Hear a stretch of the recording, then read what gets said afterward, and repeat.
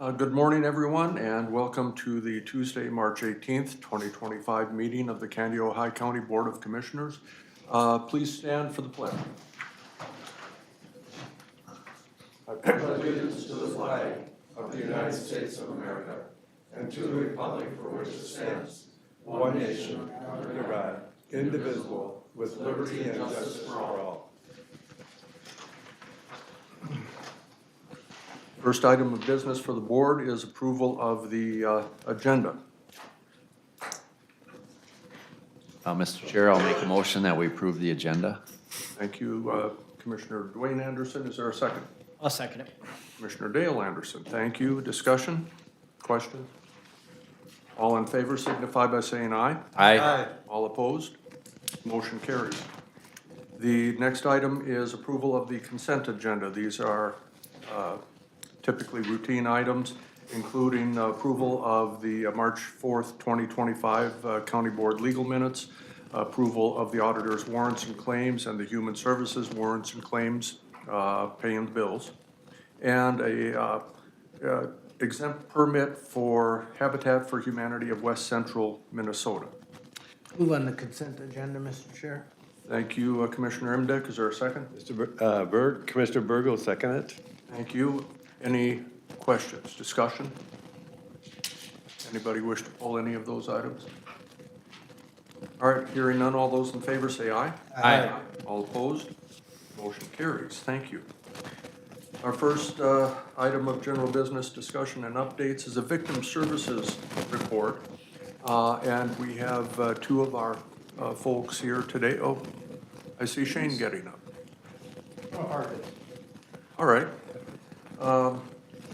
And then Jen Hovland and Bridget Peterson as well. And Shane, you're going to lead this off for us? Yes, I will.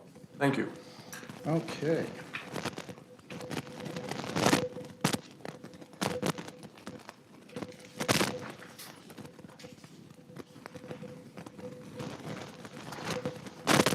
Good morning, Shane Baker, Kenai County Attorney.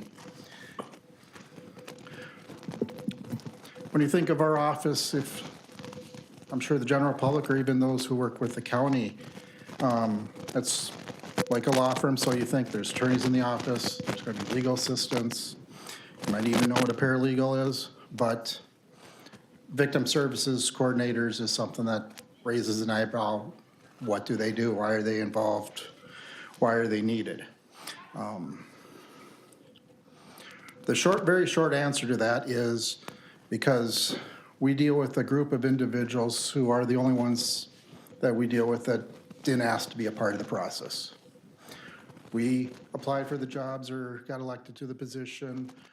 Law enforcement got hired, defendants through their bad choices became involved with the system, but victims didn't have that choice. So, and there are a number of statutory rights that are in play that we need to uphold. Those in this role, as you're beginning off by saying Jen and Bridget, victim services coordinators, I'll let them more fully introduce themselves, but I do want to point out at least one thing about each of them, is that we've had this position since 2006. So we're coming up 19 years, next year will be 20 years. Except for about the first 6 months of 2006, these two individuals have held this role for the county in that period of time. First, Bridget came on in 2007, was here through 2013. She departed, Jen came on, and then we had a second position open in 2018, hired Bridget back. So between the two of them, we're talking about coming on 25 years of experience doing this service for victims of Candia County. Now, again, why this role? Well, there are a number of statutes and victim rights that are in those. I'll discuss those later on. They're kind of in this pamphlet here that are mandated that we uphold. So we have to make sure those things are followed. And in the short description of them, they're mostly notice and input kind of rights. But it's also a service. You know, we could do number of these things just by just letter, lack of contact beyond that. But that doesn't deal with the individuals who have, in some cases, gone through very significant trauma and suffering through the act. Some are just looking for a restitution. They're all in a different place. And they're the main speakers today, and their part of the presentation is to show what service they provide. It's wrapped up in their job title, Victim Service Coordinator. Why is this presentation now? We're trying to coincide that with National Crime Victim Rights Week, which is coming up on April 6th through the 12th.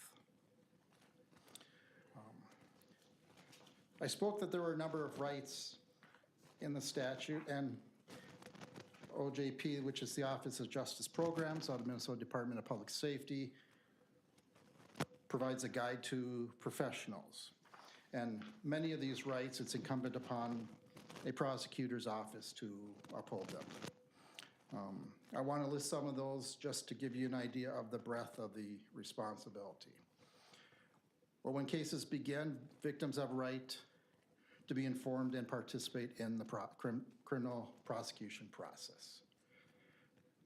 They have a right to be notified of those rights early on in the case. And if you want to look this up on your free time, this is mostly all outlined in Chapter 611A.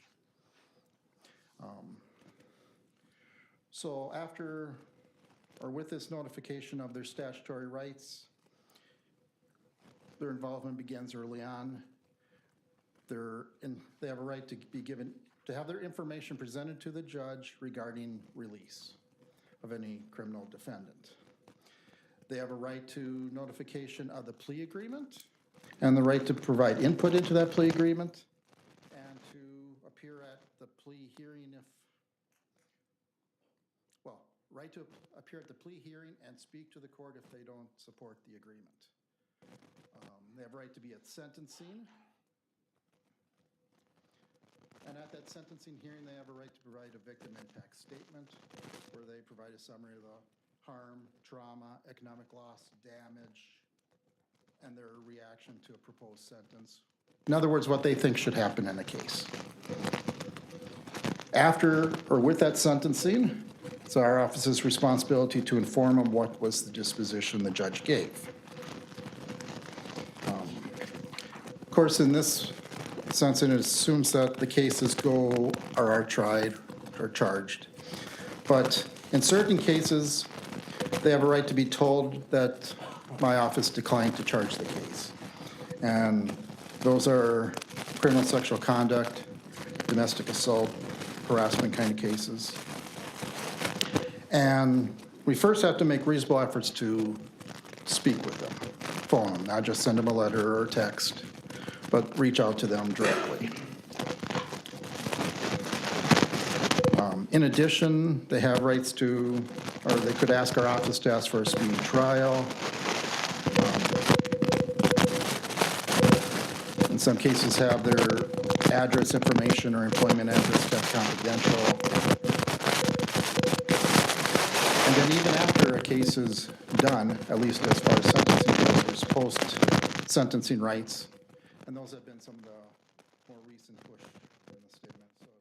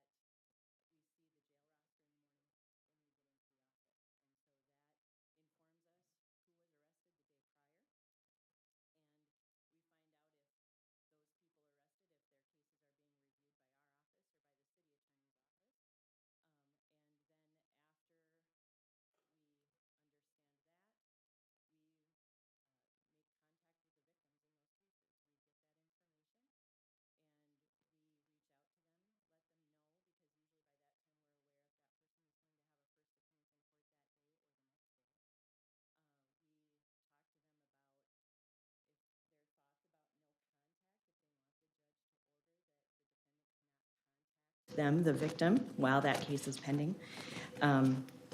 And we give them a summary of victim rights and of what's going to happen at the court hearing that day and in the few steps moving forward. And we always encourage them that we know they're not going to remember most of what we tell them that day, because there's been a lot that's gone on. For some of them, maybe the worst thing that's ever happened to them.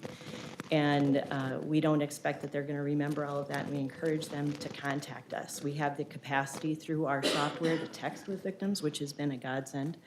It is a phenomenal way for us to keep in touch with people, but they can also call us, they can also come in. And sometimes when a victim is having a particularly difficult time, especially if they don't agree with some of the things that are happening, that's when we try to pull them closer and bring them in so we can hear them and we can share information with them as well.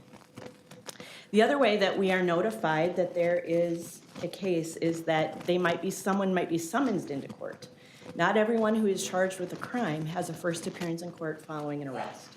Sometimes they get a letter from the court after our office files charges saying you are being summoned in to appear in court on this date. And so when we see that hearing come up on our calendar, because we are assigned a victim services coordinator, we divide by the alphabet based on the defendant's last name, then we know to make contact with the victim of that crime. And then sometimes there are cases that are still being investigated, and a victim may call law enforcement to get an update. And oftentimes, thankfully, we have a wonderful partnership with our law enforcement. Law enforcement will say, you know what, call victim services. And so they do. And then we can let them know in a general way if the case is still being investigated or if it's under review by our office, and encourage them again to stay in touch, but let them know that they will get notice one way or another. As Shane indicated, and we'll talk a little bit about later, when charges are declined, there are different ways that notification happens based on the kind of crime that has been committed.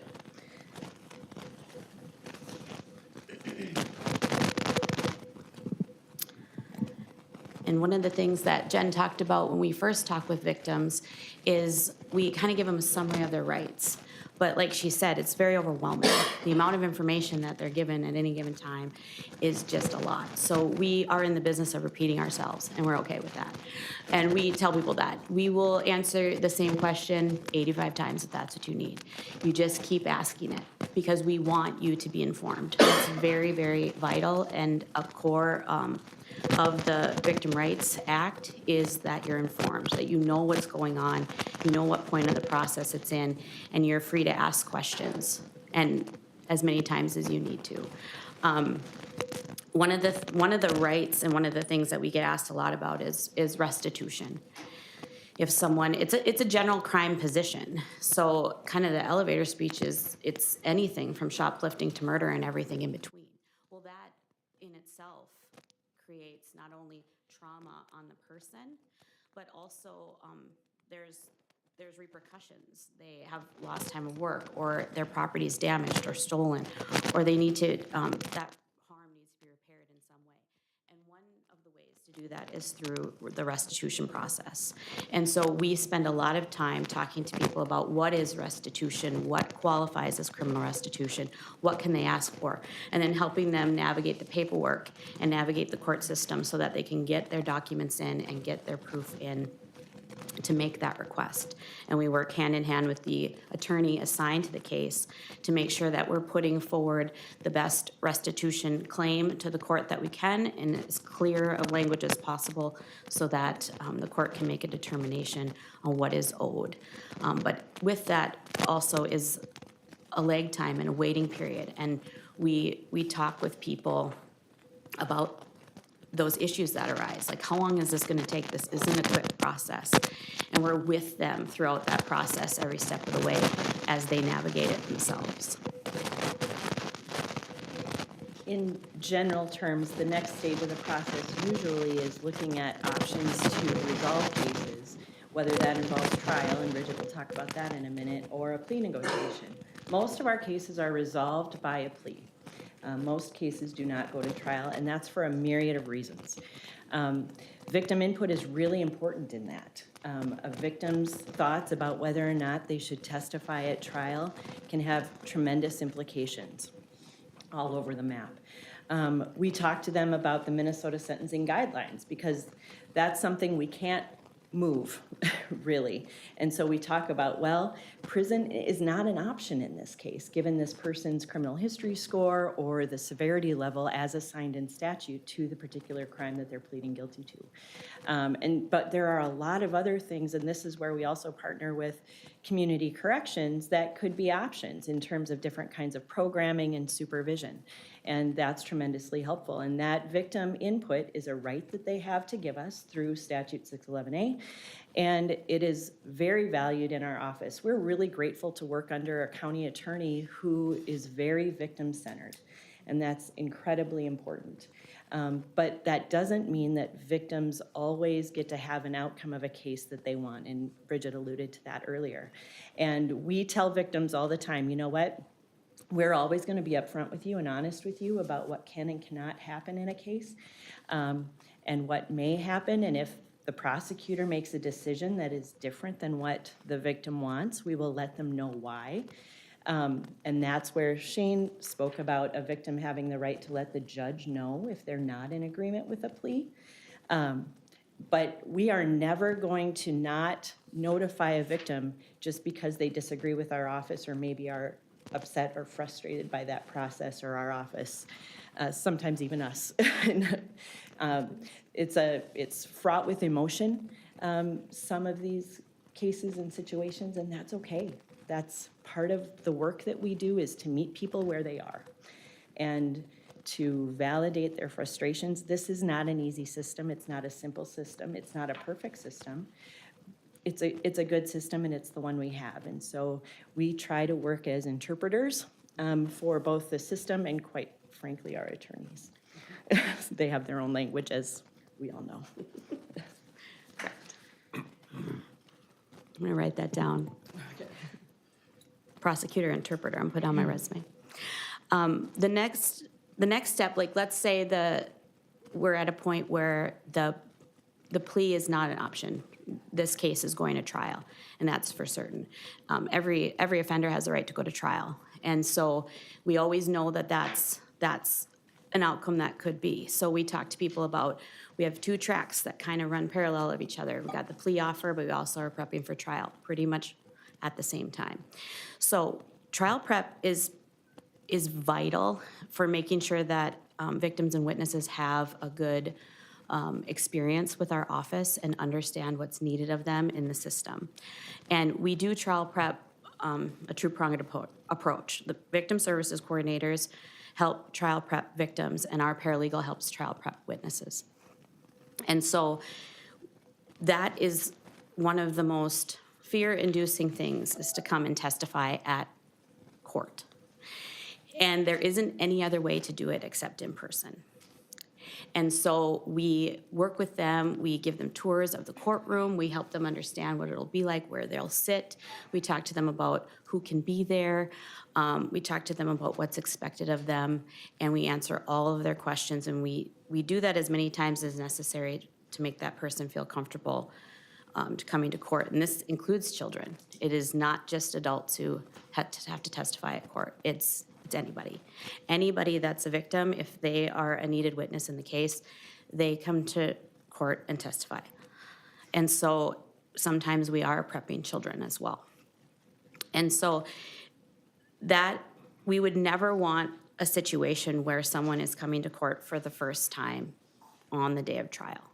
And that's huge. We navigate that with them and with the attorney, and our attorneys do a great job of making sure that they are available to these victims and witnesses in our community to help them understand what's coming. And then assuming the defendant is found guilty at trial, or if they've pled guilty, the next step is sentencing. And we reach out to the victim. Again, they get notifications by letter throughout the process, and they also get phone calls from us throughout the process. And they have the right to give a victim impact statement at sentencing, either in writing, prior to the hearing, they can submit that to our office. As soon as we receive it, we're required to file it with the court, so the judge gets a copy, the prosecutor gets a copy, and we're also required to send a copy to the defense attorney. And then it can also be read aloud during the hearing, or a victim can just show up the day of the sentencing and give their statement, either something just that they do spontaneously, or if they want to read something written, or oftentimes Bridget or I will read that statement for the victim if they don't feel comfortable doing that. So they really have a number of ways to get their input submitted. And we see it make a difference for victims in multiple ways, but judges take those very seriously. And we've heard judges quote parts of those statements back to defendants when they're making their statement to the defendant about the impact that this has had on the community. And so we know that they're very powerful that way, and we're really grateful when victims take the time to do that. But we also know that there are some times when victims choose not to, because they're worried that it could affect their safety if they choose to speak out. So sometimes we have conversations with the prosecutor about some of those concerns, but safety of the victim is paramount in the work that we do. Could I ask a question, Mr. Chair? Commissioner Anderson. So, thank you. So with the victims, when they come with a plea deal, how much control or how much weight does the victim have on a plea deal agreement? Do they have 100% say, or is it what the judge decides, or how does that work? Do you want to answer that? They don't have 100% say, they don't have a veto power, I can talk certainly from the front end of case, you often hear about, they don't want to press charges. They don't get to make that decision, nor do they get to make the decision about what the plea agreement will be. They have a right to provide input. And that is one of the skills they have to deal with, is interacting with people who have a right to say what they want, may get it, or what we're willing to do. It may not be that either. So that can be frustrating for the individual victim. So, but we do take it highly into account. They're the ones that were harmed, so their opinion, matters first.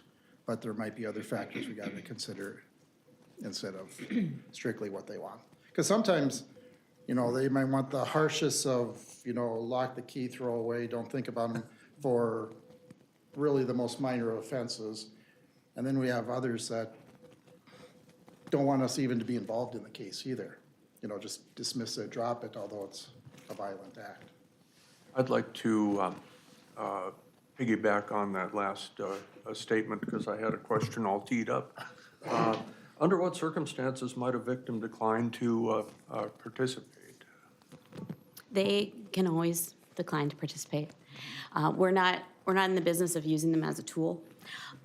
If they decide that participating with our office is not what they want to do, we'll respect that. We have statutory rights that we have to uphold, and we'll talk with them about that. These letters still might come, these notices still might come. You can always come back and participate.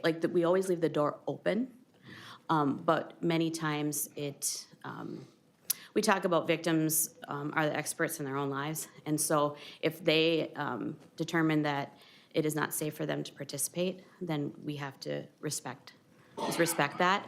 But we also have to uphold our statutory obligations, so we still fulfill them. What else do you want to say on that? That it doesn't mean that a case automatically gets dismissed or goes away.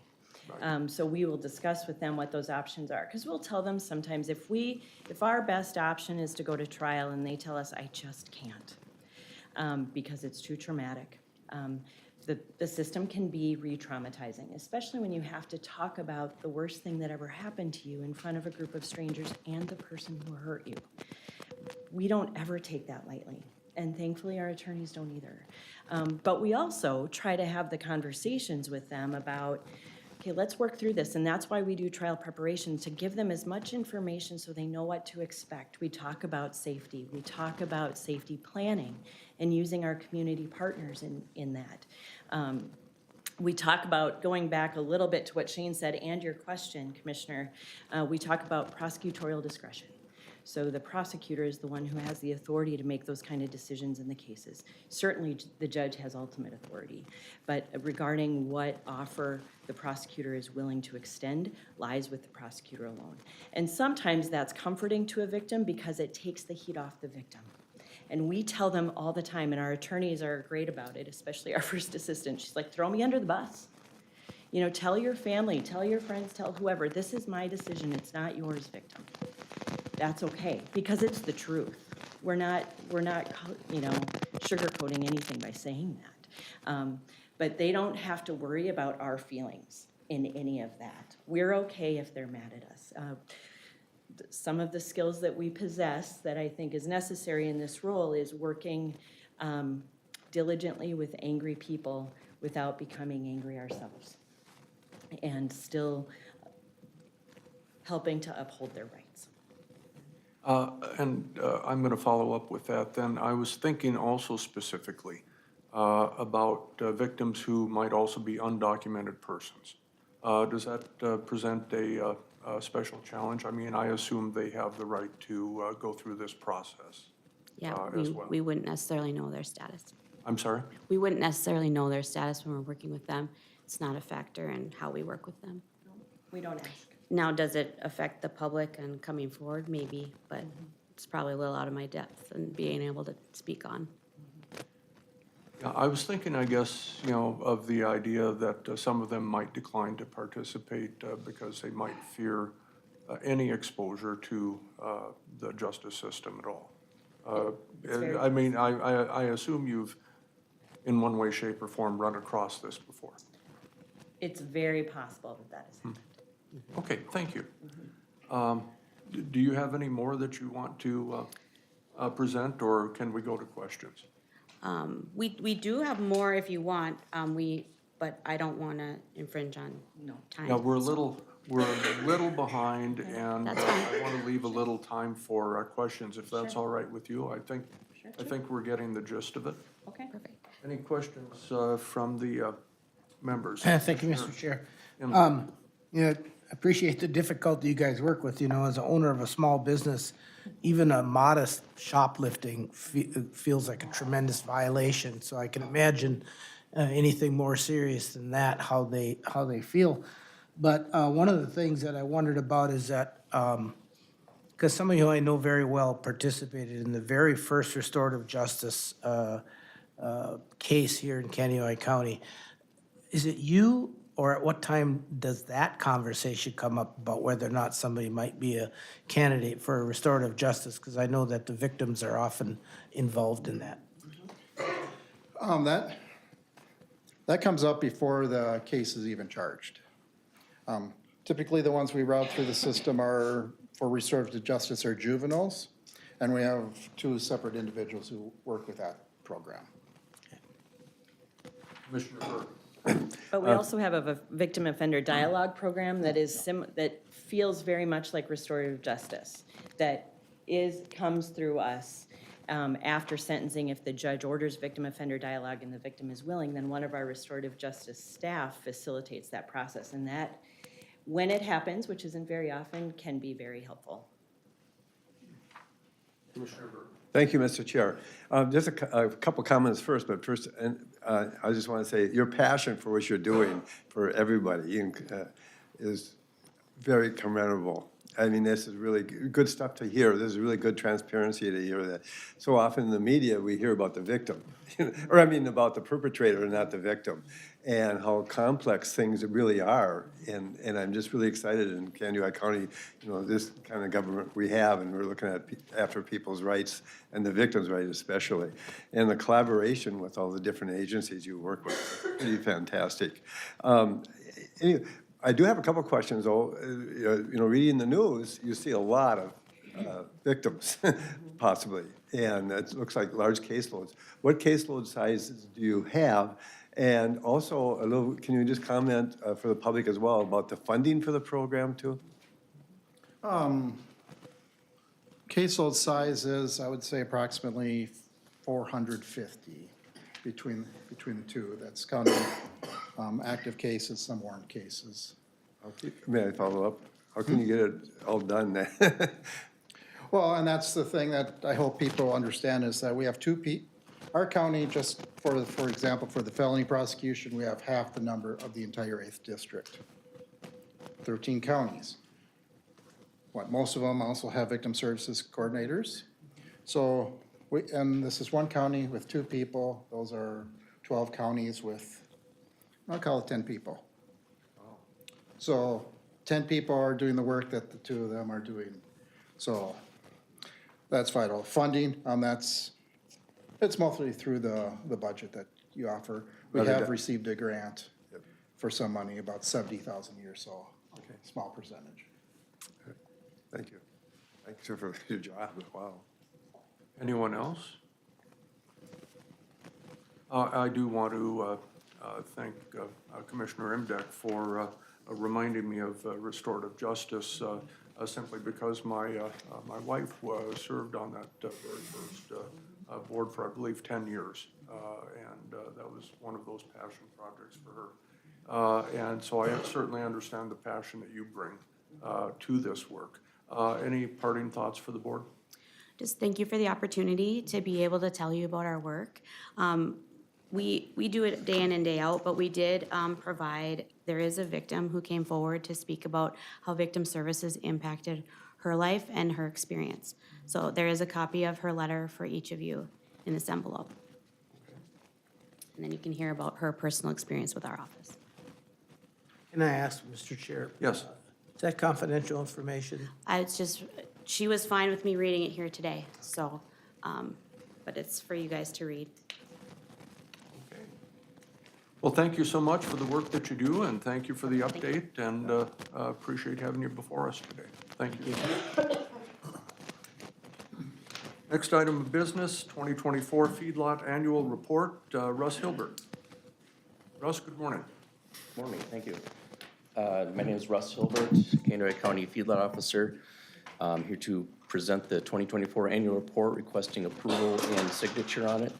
The annual report shows the work that I did in the feedlot program for the 2024 year. And then anything above minimum program requirements is assigned performance credits.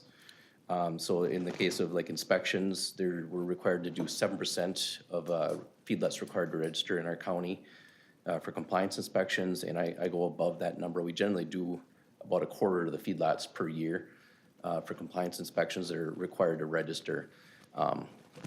So those ones above that 7% receive performance credits. At the end of the report, there's a total performance credits given, and those get assigned a numerical value, a dollar value, based on the total number that all counties in the state have for performance credits. And then they divvy up the performance credit pot of money based on those performance credits.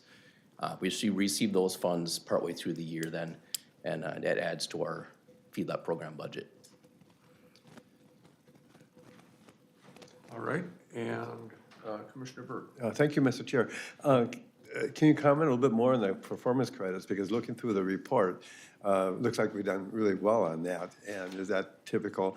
And can you just elaborate a little bit more on for the public, what's involved in summarize in an inspection that you do?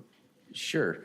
So the first part of your question, they did change the formula for performance credits for starting in 2024. In the past, I think as a whole, we were sending money back to the state because we were not utilizing all the performance credit pot of money. So they changed the funding, so our number looks a little higher this year. I do try to maximize how much we get and work pretty hard to gain credit for all the work that I do. Every inspection, every permit, every complaint. So I try to get as many as we can, maximize the amount of educational credits we receive. The second part of your question, can you remind me again what that was? Oh, just a brief overview of what's involved in an inspection. Okay, so compliance inspection, I would go on site, schedule that with the owner, and go on site and take a look at the overall site for any potential discharge issues, to any water resources. And then if they're required to have mineral management records, I would receive a copy of those and review those as well. And then see if everything is compliant on the site. And then at the end, I fill out an inspection checklist, and that gets loaded into the state system. And then I also mail out a letter letting the feedlot owner know within 30 days whether or not they're compliant and what portions they may or may not be compliant with. So assign any corrective actions if necessary. Okay, thank you. Commissioner Dale Anderson.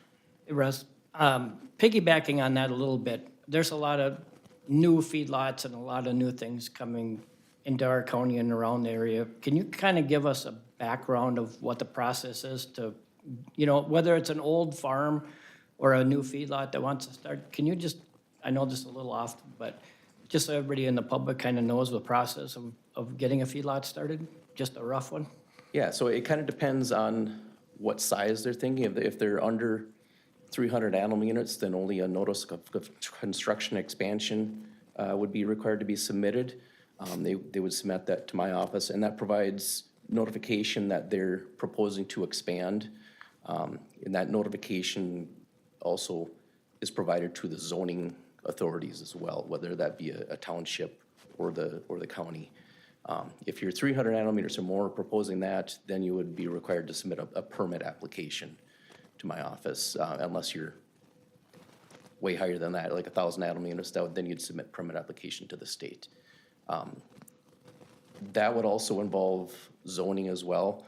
So we try to work with zoning at the same time, just to verify that they're gonna meet all setbacks so that their application can move forward. Can I follow? Yes. So the other thing that I guess I would wonder then, because we're farmers and we like to be independent. So what happens if somebody doesn't contact your office and they just start planning something? How do you address that, I guess? That's happened in the past quite often, and generally, I just send them a letter and let them know, hey, I notice you have a number of livestock required to register. We'd like to inspect your feedlot for compliance, and then I can provide whether it be a permit application or a notice of construction expansion at the same time, and try to get them back into compliance, work with them on that. And I'm not here to, fine people and assign any kind of penalty to them. One more. No, and I appreciate that, Russ, and being a farmer all my life, I do want to thank you for what you do. I think that you do try and help the farmers and help everybody stay in compliance and do the right thing for our water and our environment, and try to help out the farmers to do the right thing too, so thank you. Any other questions for Mr. Hill? Mr. Chair, I'd like to make a motion, thank you. I'd like to make a motion to approve the 2024 annual feedlot report. I think this is this an action item? Okay, then the motion is in order. Is there a second? Yep. The second by Commissioner Remdeck. Thank you. Discussion? All right, very good. All those in favor of accepting the report, say aye. Aye. All opposed? Motion carries. Thank you so much, Russ. Thank you for your work. Appreciate it. Next item is Planning Commission recommendation, and Krista Krupa is with us today. Good morning, Mr. Chair, members of the board. My name is Krista Krupa. I am the environmental specialist with Planning and Zoning, or the Environmental Services, and I'm here today with a recommendation from the Planning Commission, who met on March 10th. This recommendation is to approve the request of Ross Aronson for conditional use permit to construct a storage rental facility with the findings and 3 conditions that you saw in the draft minutes from the meeting that was within your packet. Pretty Mr. simple. Chair, I would move citing the staff findings and conditions. There's a motion to accept the recommendation with the conditions and findings. Is there a second? I'll second that, Mr. Chair. Commissioner Dwayne Anderson, thank you. Any questions, comments, discussion? Commissioner Burke. Mr. Chair, thank you very much. In the packet, you included a map of that too. can you show that and explain a little bit more about the location and how you get into it and the closeness to the neighbors and so forth? Yes, so I apologize, this is a black and white map. Pardon me? This is a black and white map. Oh, I don't know okay. if you guys wanna, if you have it.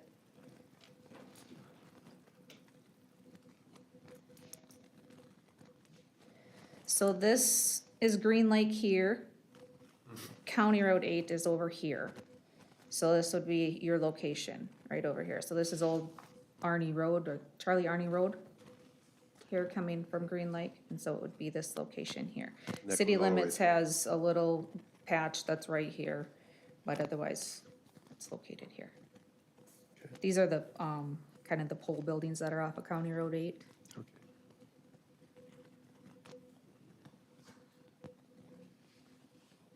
Does that help? Yes, thank you. All right, any other questions? There's a motion to, and a second to approve the planning commission recommendations with the findings and conditions. All those in favor say aye. Aye. All opposed? Motion carries. Krista, thank you. Thank you. Next item of business. It is on this page. Mel Odens, you have several items. Yes, I do, Mr. Chair. You're, by the way, I mentioned this earlier, you're gonna take up a large portion of our day today, so good to see you. You know, I will be feeding you lunch, so you'll be good. Once again, Mel Odens, County Engineer here in Candido County. I do have a few things on the agenda here. The first one is the bituminous paving that we did last year in the city of Wilmer. We consider it our urban paving. It's part of the local option sales tax project that we've been progressing on. So this project was completed last year. Bids were received in April. Donix, there was two bidders. Donix was the low bid in the amount of $2.137 million. We had 4 overlay projects, one on Wilmer Avenue, the 4-lane, the county office building, the Salisbury Beach parking lot, but the majority of this project was Wilmer Avenue. It began last year in July, and part of the staging of this project did cause some cost impacts. The other thing that you can see, it was over the contract, but part of the rationale for that is we're in a major urban environment, and normally when we go through a community, we don't replace all the driveways. But we had like 5 or 6 set up to replace, and once people get assessed and not everybody gets a new driveway, you can see how this snowball starts to go. And so since it was a sales tax that these people are paying both assessments and part of the sales tax revenue that the county received, we switched it to doing all the driveways. And then also that adds to more curb and gutter, that adds to more sidewalk.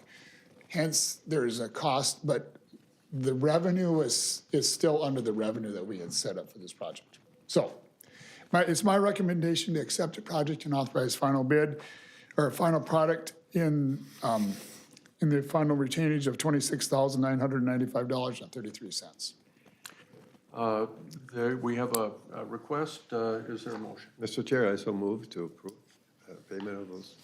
And the chair will second. Discussion. Mr. Chair, Commissioner Berg. yes, I went through, not too often we do county roads through a major city, and this was a major project, like you said, and involved a couple of our districts. But the end product turned out really nice. Thank It turned you. out Yeah. really nice, and it's good to have that behind us. Yeah, you know, on these major commercial corridors and residential, it's hard to do we had detours set up, but people don't like to use detours when you're in town. And so there's just a lot of things, and so we did a lot of it under traffic. And, So- may I just follow up? Yes. Yeah, at the same time, too, the city of Wilmer was doing some projects near the same area. Yep. And so then some people didn't quite understand all that, who was responsible for what. Yeah, it took longer than what we had anticipated, but I think the final product turned out, Wasn't that much longer, though. I No, didn't think. but- Thank you. And I noted in your summary that there were several drainage issues that had to be fixed as well. Right, and so Anything in particular? it did rain last year, and so when you're replacing curb and gutter and you look and it's like 20 feet away, there's water standing there, like, you just say, you know, this road hasn't been touched in 70 years, but we should just replace it, you know, and so you can see how when you do a couple miles, it's hard to leave water standing in an urban environment. Not that we would anyway, but you can see how it kind of grows. Mr. Chair, just Commissioner Burke. one more comment too.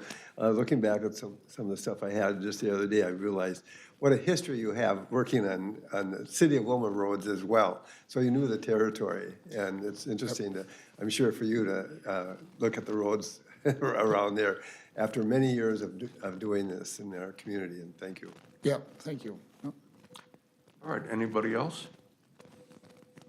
There's a motion and a second to approve the recommendation of staff to pay the final retainage to Dunick Incorporated. All those in favor say aye. Aye. All opposed? Motion carries. Mel, go ahead. Okay, the next one is that we do 4 maintenance projects every year, at least we attempt to. I do want to remind the board that if we have a bad winter, these are the projects that we maybe don't do. Okay, we take one, and that's why it would primarily the crack filling or the seal coat are the two that are like the ones that we would take out if we needed money, if that makes sense, because it's levy dollars. So the first one is crack filling. We're doing 54 miles. One of the things you will note on this, and I'm doing this one first because it came in over bid, but if you look at the bid tabs, they're all over bid. And so it's the market. If we rebid it, we wouldn't get any cheaper. So my recommendation is to continue to proceed with it. It's within the revenue sources that we have in our 2025 project. So my recommendation would be to award this bid. And so bids were open on March 11, and we do these electronically. I believe everybody was sent an opportunity to log in to watch the bid process. We started doing that like 2-3 years ago. It's about 406,000 linear feet, 54 miles of road. The map is in here of where it is. And Knife River was, or no, there's 4 bidders were Northwest Asphalt and Maintenance of Three River Falls was Red Low. And so it's my recommendation to award the bid to Northwest Asphalt and Maintenance in the amount of $426,855.45. You've heard the recommendation of staff to award the bid for crack filling. Is there a motion? Awesome. Commissioner Emdek moves. Second it.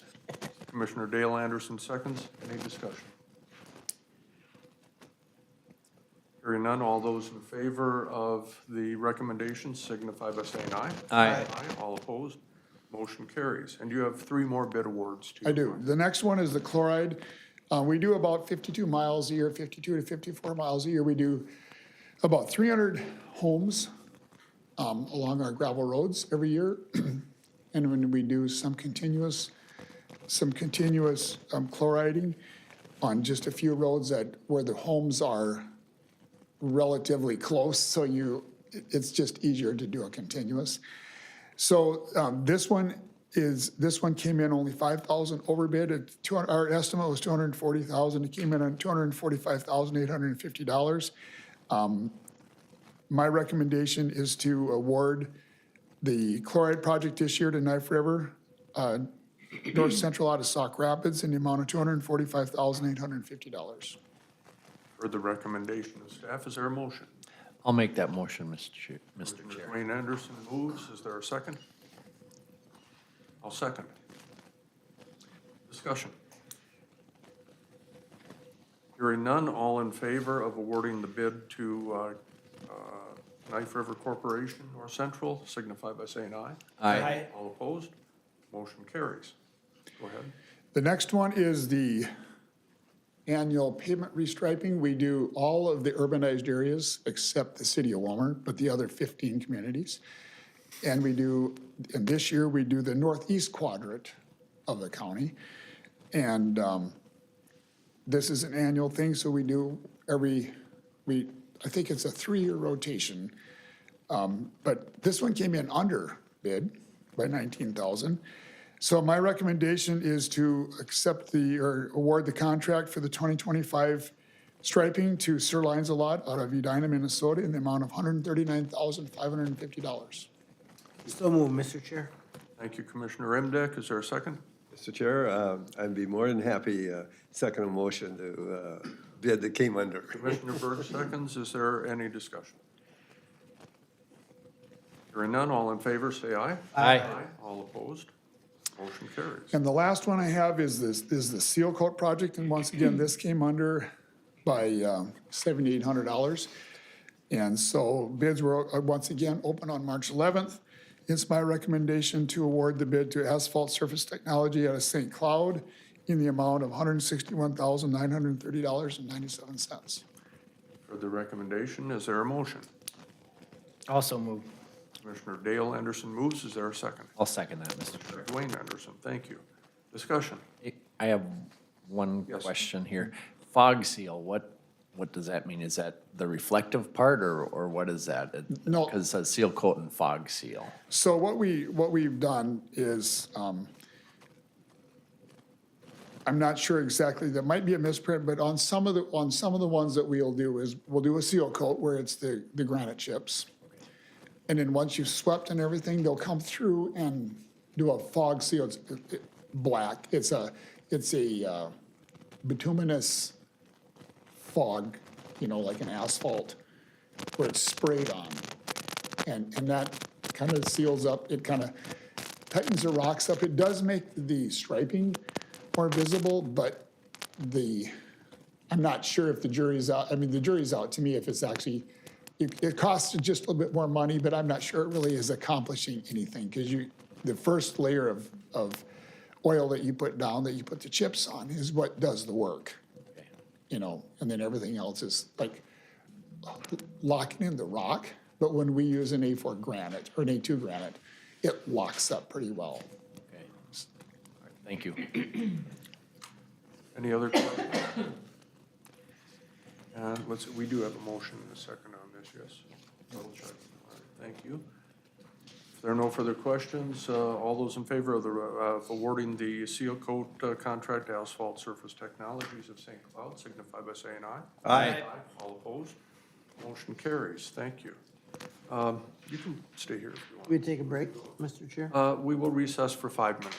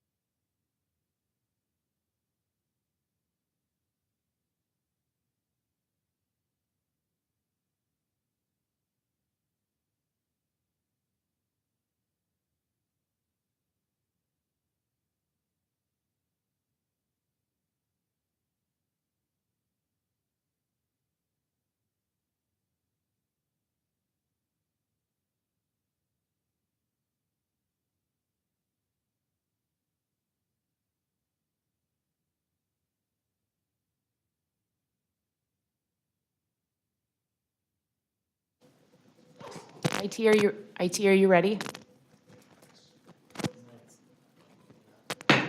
And the Ohio County Board of Commissioners is back from recess. At this time, we'll have Kelsey Baker, County Administrator, on 2 items. So a letter of support and a letter of commitment. Yes, good morning, Kelsey Baker, Candioi County Administrator. Before you today within your board packet is kind of a general board request for grant requests, meaning letters of support. And so I was talking with our Public Works Director 2 weeks ago regarding letters of supports when it comes to grants. And sometimes we're under a time crunch and we need the support from these to strengthen our application. And so I just listed a few of the federal state grants that we are looking at applying for, or if an opportunity came about. For instance, it would be lake quality improvement, single-family homes, more for housing, additional housing grants, professional development training opportunities, the Family Resource Center, which has been talked about within our Health and Human Services Department, trail amenities, water tower rehabilitation, playground equipment, emergency management, technical opportunities, county park upgrades, just to name a few. But these have been identified within our primacy strategy group, our federal lobbyists, that these would be potential grant opportunities. So today I would ask that the board would authorize staff, specifically department heads, myself, or specific department heads, which the grant would pertain to, would have the authority to prepare and submit letters of support relevant to each grant application.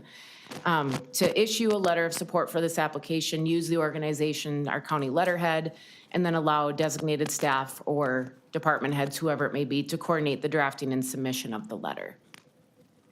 All right, you've heard the recommendation of the administrator. Any questions?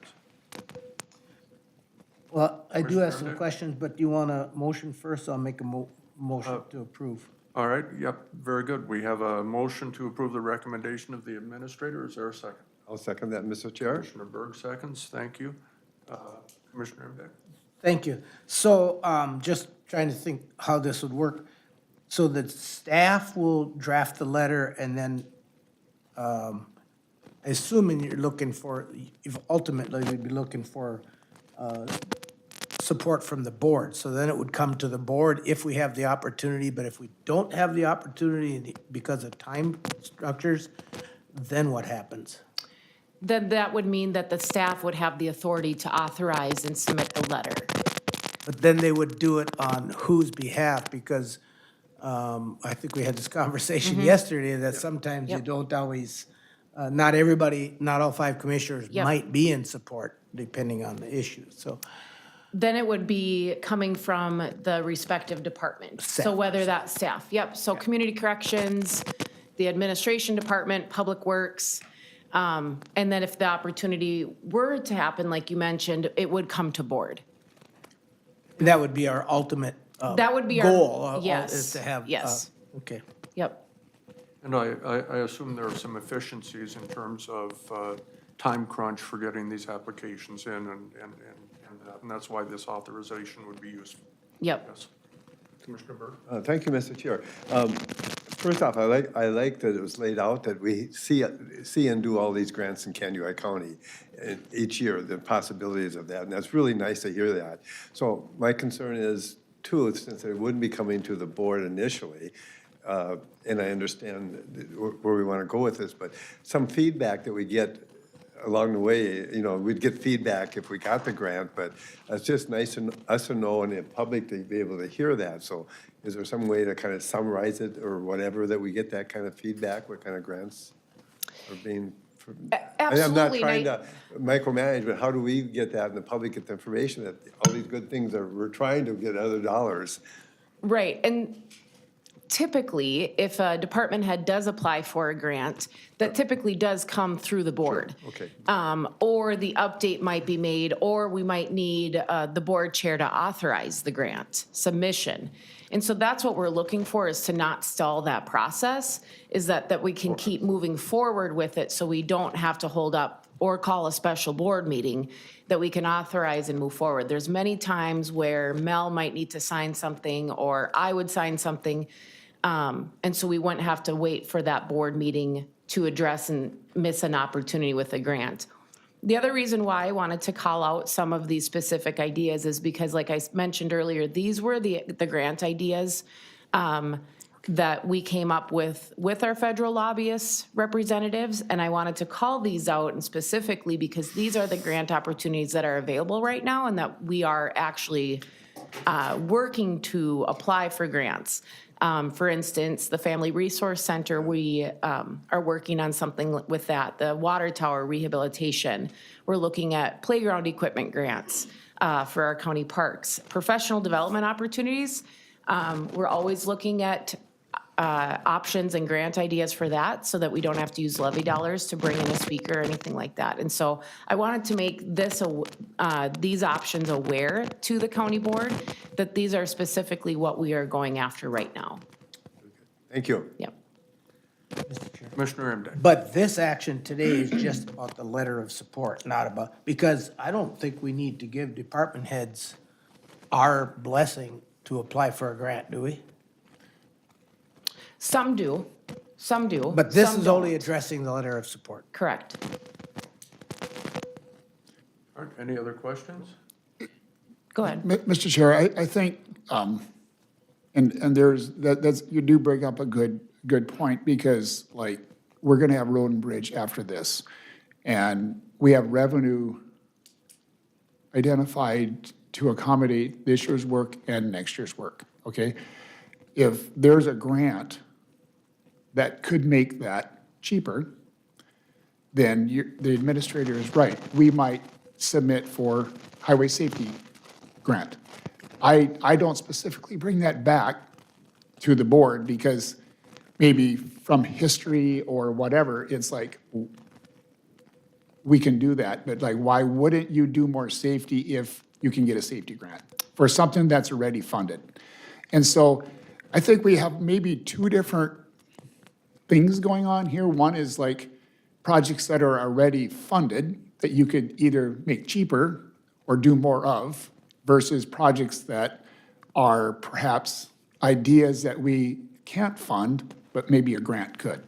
You know, we might have a 10% match, and then that might be more of ones where we would bring it to the board, like, hey, you know, for this $2 million project for, you know, 50,000, we could do this project if we went after CDS funding, for instance, as an example. So I think there's kind of two different, I don't want to get the board to think that, you know, people just go after grants that on their own. You know what I mean? To me, it's more of a situation, if it's funded already and it's an opportunity to make it cheaper, if we could get to the board, yes. You know, like I would tell you today at Road and Bridge, that I'm applying for safety money every year for edge line striping or intersection repair or corridors of commerce for the new London interchange or rail crossing grant for, you know what I mean?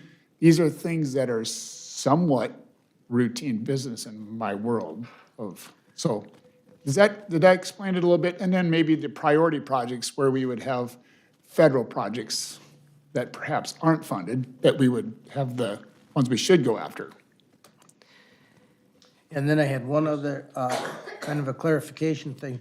In those instances, and I know this happens, and will happen again, where we are not able to convene the board before a letter of support is desired, whether it's a department head or an individual commissioner, as long as we are, you know, not representing that letter, that signing of the letter, it represents the whole board. We can do that as well. Yep. And just to clarify, Mel, what Mel's point was too, and typically all of our departments, our department heads are looking for grant opportunities. It is, I mean, just was it a couple weeks ago, Family Resource Center grant came available through the Sauer family. Caroline with Health and Human Services submitted a grant for that. Tammy Jo with Community Corrections submits grants for professional development opportunities. Where I think this specifically, and I agree, there's kind of, it's a twofold, but this, I also wanted to specifically call out these grant ideas and opportunities that we're facing right now so that you all are aware of that. So if there does come a grant for a trail grant or a equipment grant, that you're aware of that and that you are all signing off on that these are appropriate opportunities for federal and state grant opportunities. Some of, when I say yes and no, because some state grants do require county board approval. If you go back to the ORAC grant, the opioid grant, where we got the 2 extra staff, the community liaisons, those 2 we did bring through board because it was a $750,000 ask. So that, something like that, we do bring to board. And like what Commissioner Imdyk was saying, our first priority would always be to bring to the board first. But this is where if timing doesn't allow, then the staff or myself have the authority to sign off on that letter of support. And again, I'm sorry. Follow-up? yeah, and again, this particular action today is just the letters of support, not the grants. And this list, to be clear, Administrator Baker, is not exhaustive, right? Because I do think there was some other things like, there was daycare, there were some other things that were originally on this list. Yeah. Commissioner Bird. Thank you, Mr. Chair. And I'm assuming then too, that you've been looked at, and the grants, I think I'm kind of concerned, or the board might be concerned, those that might have tails, that yes, the county is chip in so many dollars or in-kind services, and if it's a significant amount to affect the levy, we want to know that, but it's not involved in this, I understand. Right. All right, any further questions for the administrator? Mr. Odens, did you want to offer clarification? You know, and maybe the administrator and I talked about this, and part of the reason this came up was at the last board meeting, we asked for a letter of support for the water towers from Senator Klobuchar's office.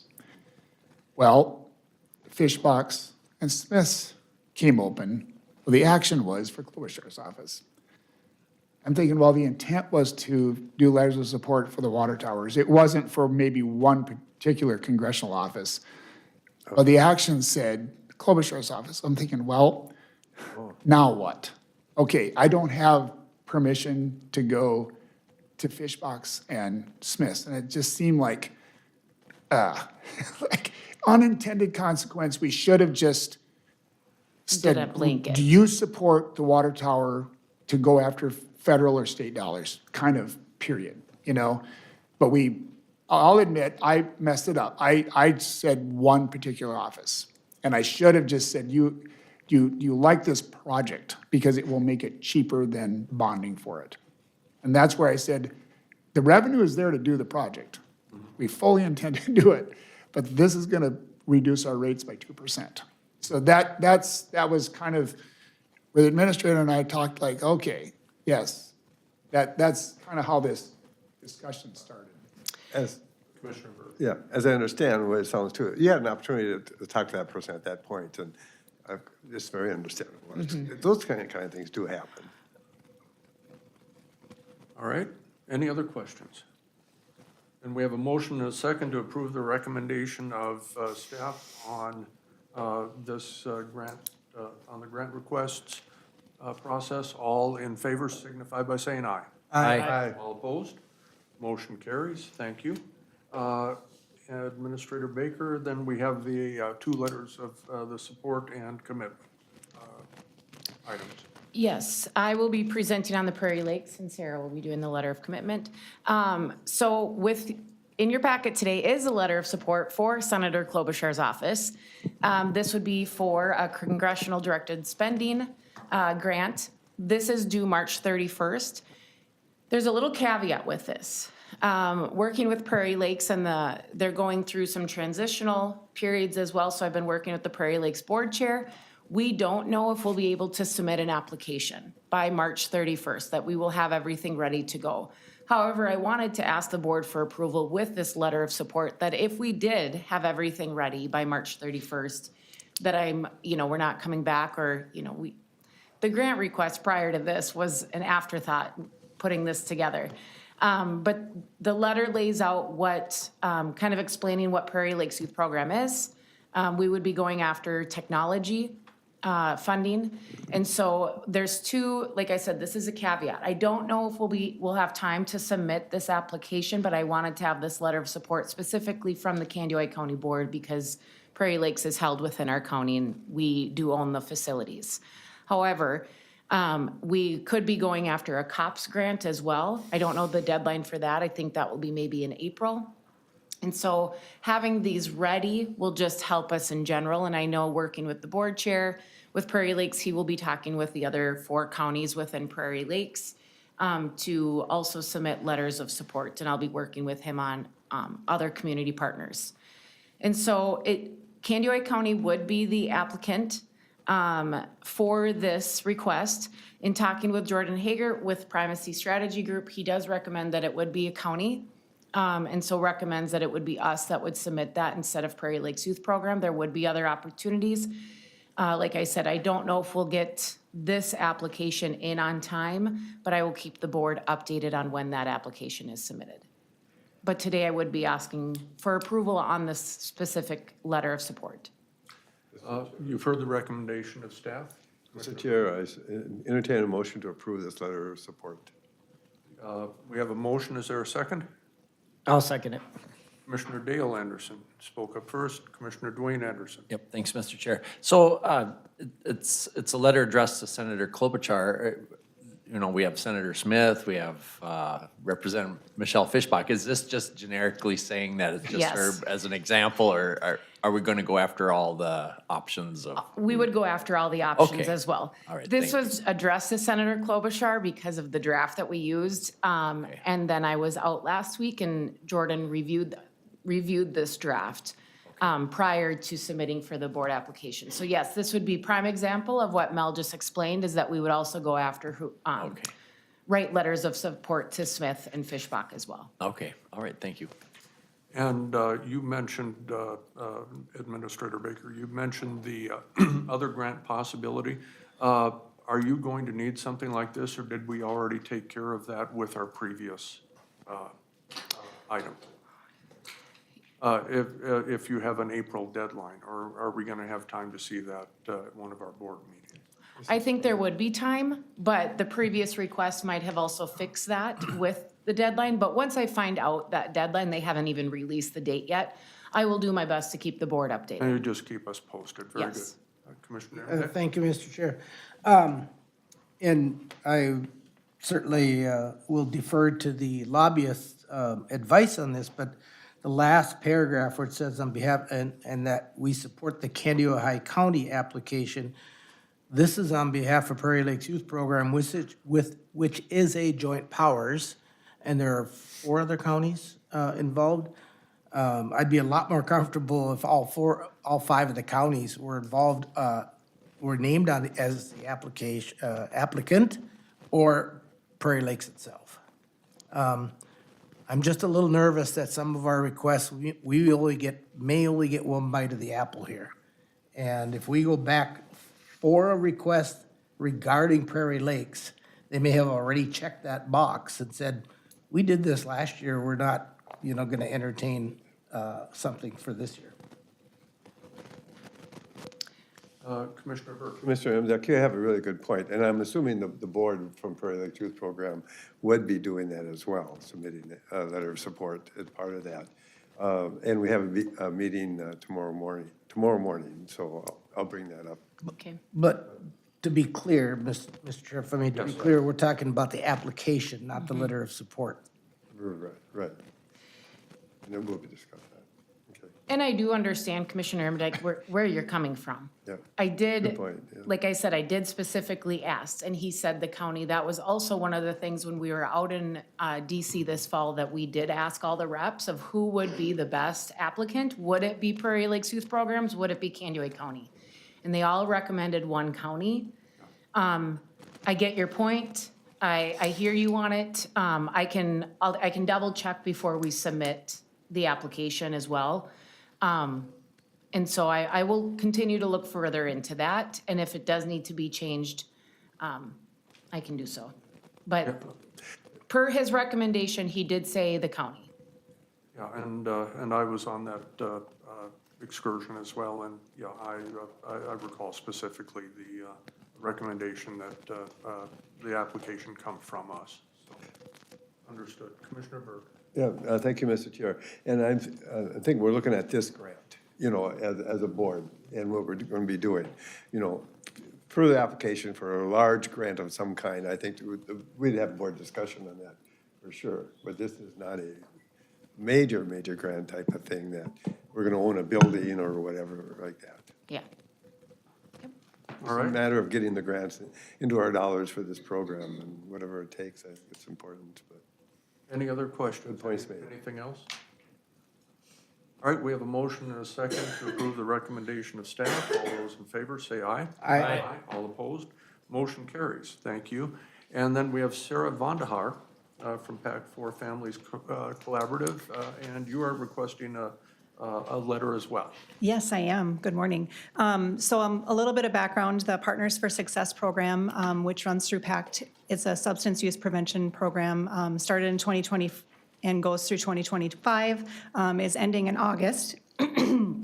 And due to some funding limitations related to population size, we have had to do a couple of things different with this next proposal. With populations less than 250,000 people, we can only get $250,000. So our previous grant was for $300,000 and it covered 3 counties. For this grant, we are expanding into Meeker County and submitting 2 separate proposals, one for Candy, Ojai and Meeker, and one for Renville and Yellow Medicine County. So we'll have a more regional approach to prevention, substance use prevention for our youth in Candy, Ojai County, and then again in Yellow Medicine County. So this letter of commitment is asking basically for you to continue doing what you're already doing for the Drug-Free Communities Coalition and the Partners for Success grant, which will be ending in August. So we want to make sure that we are continuing to sustain the efforts that are already occurring because we've seen some really positive outcomes for our youth. And that's evident through our PACT Share survey, through the Minnesota Student Survey showing that substance use is down. We don't want funding gaps to create increases in substance use. So basically, to continue what we're already doing, we also ask that we look at leveraging county dollars, which you already do, so you would continue to do that through the mini grants that you offer through public health. So that would just be a continuation. And then just engaging local partners, continuing to work in your communities, share the information about the project and what we're doing through our coalitions, actively engaging. Commissioner Gardner sits on our DFC coalition, and that's wonderful. We would ask that that continue. And then ensuring the sustainability, just having sustainability conversations so that we can look at other funding opportunities because this is a 5-year grant and we'll want to, of course, continue our prevention efforts afterwards. So we will continue to be committed to offering the leadership and coordination of the grant, all the reporting, and also the evaluation and continuous improvement, which is something that we always do with all of our SAMHSA grants. And then we'll continue to work with youth and schools and other community partners to promote prevention efforts, positive community norms, and different community events as they occur in the communities. So any questions about the actual letter of commitment or any of the project? Are there any questions for Sarah? Mr. Chair, I will move that we approve this letter of support for PAC4. Commissioner Berg moves on the letter, and I'll second it. Commissioner Dwayne Anderson seconds. Any discussion? I do sit on the Drug-Free Coalition. I apologize for not being able to be there again this month. I'll be at a conference, so I don't know if you're available or if you're going to the same conference. I'll have to check my schedule. I think I have a meeting that day, but I'm pretty sure you do as well. So Well, we apologies. appreciate when you can be there. We know you're very busy people, so yes. All right, anything else? All right, then, all those in favor of the motion approving the letter signify by saying aye. Aye. All opposed? Motion carries. Thank Perfect. you. And I am submitting the grant today, so if I can get my hands on that Gonna sign it later. right today. now. Wonderful. I submitted the other one yesterday, so we're well on track, but And we'll cross our fingers we get it, yeah. yes, absolutely. Not knowing what's going to be happening. Yes, it takes a long time. We won't know until end of August, so. Wow. Thank you so much. And there you are, thank you. Have a wonderful afternoon. And you as well. thanks. All right, and now we have our Health and Human Services Director, Caroline Kahn, Community Call to Action Update.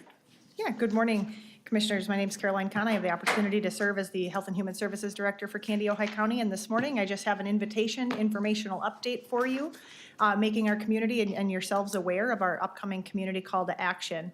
This is our next meeting in a series of meetings that helps form how public health will engage with our community over the next 5 years. Last summer, we did our community call to action that invited our community partners and neighbors to come forward and help us identify our top health needs. That goes through a rigorous process to narrow it down to 3 of our top health needs that's approved by our Community Health Board.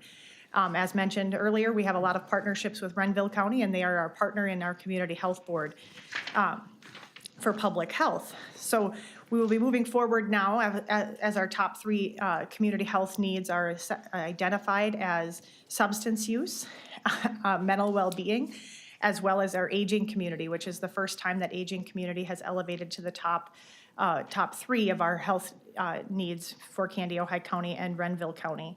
So on April 2nd, from 1 to 4 p.m., we'll be holding a meeting. We would love to see your participation, our community partners' participation, and as many lived experiences as possible to come help shape the framework in which public health will be identifying areas to focus on over our next 5-year community health improvement plan.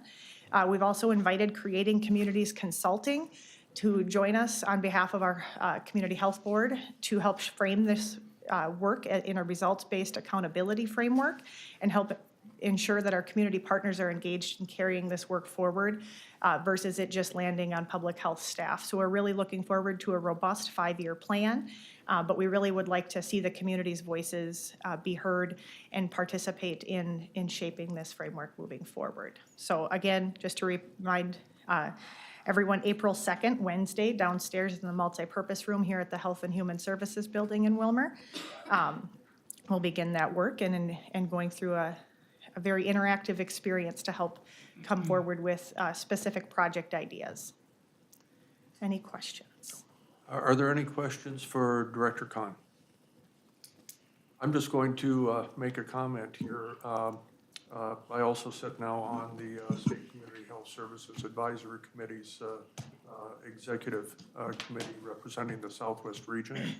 And we just had a meeting last week, and it is amazing all of the different things that come across our desk here that actually have to do with public health. Just looking at our, directly or indirectly, just looking at our agenda today, the feedlot report, clean water, that's important.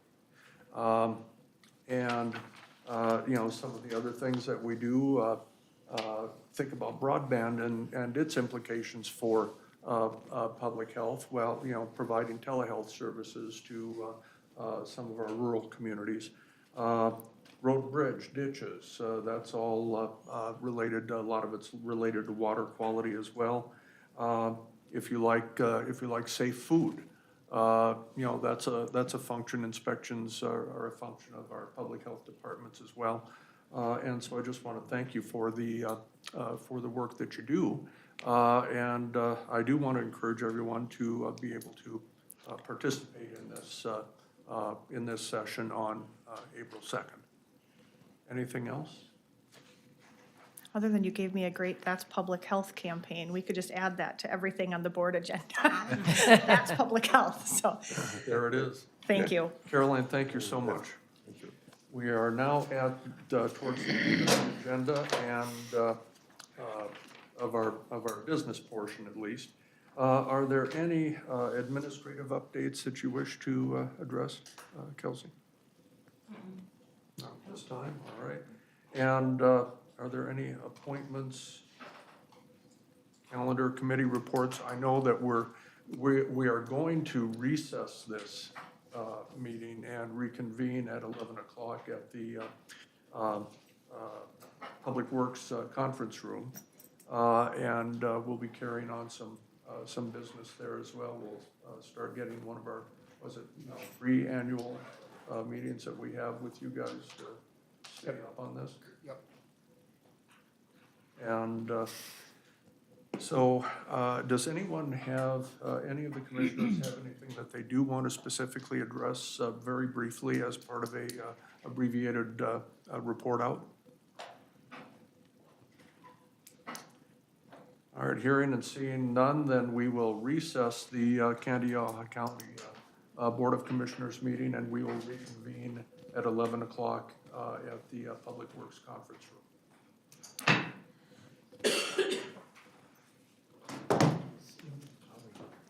Yeah, so whatever.